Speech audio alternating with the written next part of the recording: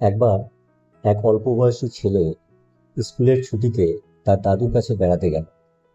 সে দাদুকে জিজ্ঞেস করলো, দাদু, জীবনে সফল হতে হলে আমাদের কি করা উচিত? দাদু কোনো উত্তর দিলেন না। তিনি নার্সারি থেকে দুটো চারা গাছ কিনে আনলেন, একটা বাড়ির মধ্যে টবের মধ্যে বসালেন, আর একটা বাড়ির বাইরে এক ফাঁকা জমিতে পুঁতে দিলেন। এবার তিনি নাতিকে বললেন, আচ্ছা দাদু ভাই, বলো দেখি, এই দুটো গাছের মধ্যে কোনটা বেশি বৃদ্ধি পাবে? অনেক ভেবে নাতি জবাব দিল, ভেতরের গাছটাই ভালো হবে, কারণ এই গাছটি অনেক সেবা যত্ন পাবে। এছাড়া কোনো পশু পাখি গাছটিকে খেয়ে ফেলতে পারবে না। দাদু বললেন, বেশ, তাহলে কিছুদিন পর দেখা যাক কি হয়। এরপর 4 বছর পর নাতি আবার দাদুর কাছে ঘুরতে এলো।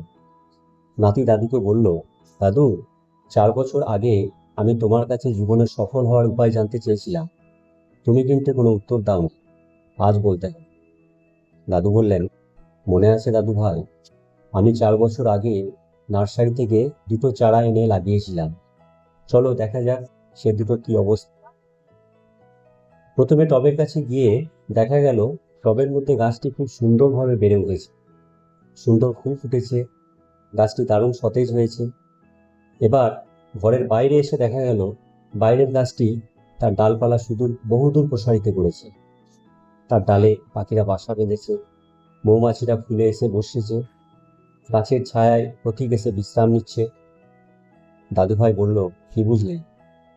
নাতি বলল, দাদু, আমি বুঝতে পেরেছি, তবে যে গাছটা রোপণ করা হয়েছিল সেটার মূল মাটির খুব বেশি গভীরে প্রবেশ করতে পারেনি, তাই তার মাথাও খুব উঁচুতে উঠতে পারেনি বা ডালপালা বহুদূর প্রসারিত হতে পারেনি।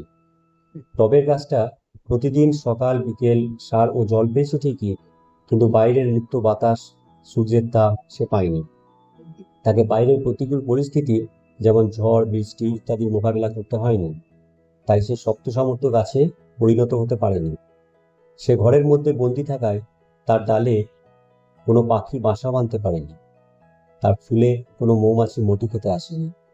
সে আরো বলল, দাদু, আমি বুঝতে পেরেছি যে সুখ স্বাচ্ছন্দ্যের মধ্যে থেকেও জীবনে সফল হওয়া যায়, তবে প্রকৃত সফল হতে হলে সুখের জীবন পরিত্যাগ করে প্রতিকূল পরিস্থিতির মোকাবিলা করতে হবে, আর গাছের শিকড়ের মতো বীজ শক্ত করতে হবে।